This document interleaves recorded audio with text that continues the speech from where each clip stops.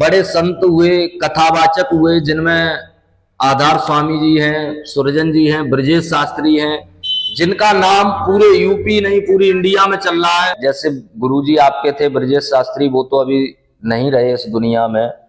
अब आपके उनके भाई हैं मंजेश शास्त्री जी, उनके भांजे हैं रजनेश शास्त्री जी, उनके लड़के हैं माधव शास्त्री जी। उनसे अभी आपके कैसे संबंध है? आप एक का नाम भूल गए, पंकज का। हाँ, पंकज भी हैं उनके बेटे, तो वो कथाओं में नहीं है इसलिए हम उनका नाम। खैर हमें इतना टाइम तो नहीं मिलता उनके पास जाने का, लेकिन जब जाते हैं तो हमारा हर संभव स्वागत होता है वहां पे। अच्छा।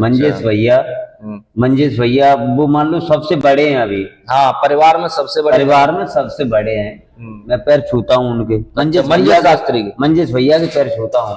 अच्छा, तो वो परिवार अच्छा है और यथासंभव मंजेश भाई अपने परिवार को चलाने की मतलब चला रहे हैं उस परिवार को। अच्छा, हाँ, अच्छे से चला रहे हैं। प्रवेश भी अच्छे आदमी है। हाँ। और माधव भी से कैसी आपकी वो दोस्ती है या कैसी? वो तो हुई चारी हमारी तुम्हारी तरह भाई, हाथ मिलाने भाई। हाँ। अच्छा, हाँ, गुदी में घूमने भाई, कबड्डी खेलने भाई यार ये प्रवेश शास्त्री से। हाँ। अच्छा। माधव तो वो छोटा है भाई, वो बच्चा है। और आधार जी से या सुरजन परिवार से, उनसे आपके कैसे संबंध हैं? सुरजन जी से मेरे संबंध हैं, अच्छे संबंध थे, लेकिन अब वो रहे नहीं। विवेक जानते हैं विवेक, लेकिन विवेक से अभी इतनी ज्यादा मुलाकात मेरी नहीं है। अच्छा। लेकिन आधार बाबा की बात कहो तो आगरा चलो।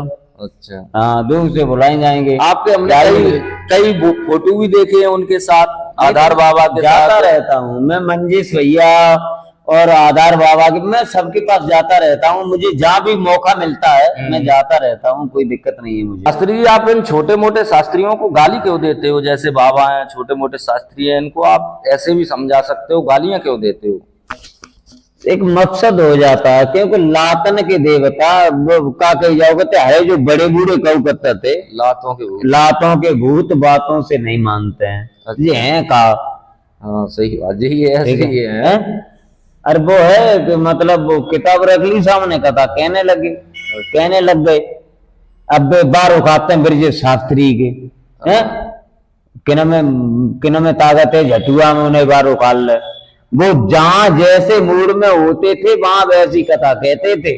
उनकी तो कोई नहीं, उनके तो आगे कोई नहीं। कहने का मतलब ये है, मैं ये कह रहा हूं कि वो जहां जैसे मूड में होते थे वहां वैसी कथा कहते थे। वो रट्टू तोता नहीं थे। अब ये उनके डंडुआ फेंकता है जी, बहने की बहुत सारे जहां उन्हें खांस गए कहीं कहां पता, ऐसी कथा होती है। ये सही नहीं कह पाते, उनकी शरीकत करते लेकिन कर नहीं पाते, कर ही ना पाए, रट्टू तोता है ये सब। पूछ रहे हैं कि जैसे अभी आपको पता होली का त्योहार है, और होली ही नहीं, दीपावली हो, रक्षाबंधन हो, जितने भी हिंदुओं के त्योहार हैं वो सब 1-2 दिन के गैप से आते हैं। आप होली ले लीजिए तो कभी इस तारीख की है, कोई 2 दिन पहले मना रहा, कोई 1 दिन पहले मना रहा। अभी आप होली देख लीजिए, कोई 2 तारीख को मना रहा, कोई 3 तारीख को मना रहा है, कोई 4 को मना रहा, कहीं 3 को आग लग रही है, कहीं 4 को आग लग रही। तो ये क्या समस्या है इसमें, और ये कौन करता है? जैसे मुस्लिमों के त्योहार हैं वो एक टाइम एक समय पर होते हैं, लेकिन हमारे हिंदुओं के त्योहार इस तरीके से क्यों नहीं हो पा रहे? जय श्री राधे, राधे राधे। आपने बहुत अच्छा सवाल किया है। तो हम सबसे बड़ी बात ये कह रहे हैं, हमारे यहाँ एक संत हैं प्रेमानंद महाराज। हाँ, बहुत बड़े संत हैं वृंदावन, बहुत बड़े संत हैं और मैं उन्हें गुरु मानता हूँ। बहुत अच्छे संत हैं। उनके पास है कुछ नहीं, केवल झोली के अलावा, मतलब प्राणों के अलावा। हाँ, कुछ नहीं। प्रेमानंद महाराज जी हैं। तो सबसे पहले ये वीडियो आई थी प्रेमानंद महाराज जी की। उसके बाद तमाम लोग बोलने लगे होली इस तारीख को, होली उस तारीख को। तो प्रेमानंद महाराज जी ने तो सच कहा था, क्योंकि वो दुनिया के एक पहले संत हैं, कलयुग में एक पहले संत हैं प्रेमानंद जी महाराज। कलयुग के पहले संत हैं। अच्छा। जो इतना सब कुछ हमें और आपको बता के जा ज्ञान दे रहे हैं, बता के जा रहे हैं। वो ज्ञान देते ही नहीं किसी को, वो मतलब बताते हैं, लोग मार्ग बताते हैं। अब चुन पाओ तो चुन पाओ ना, कोई दिक्कत नहीं है।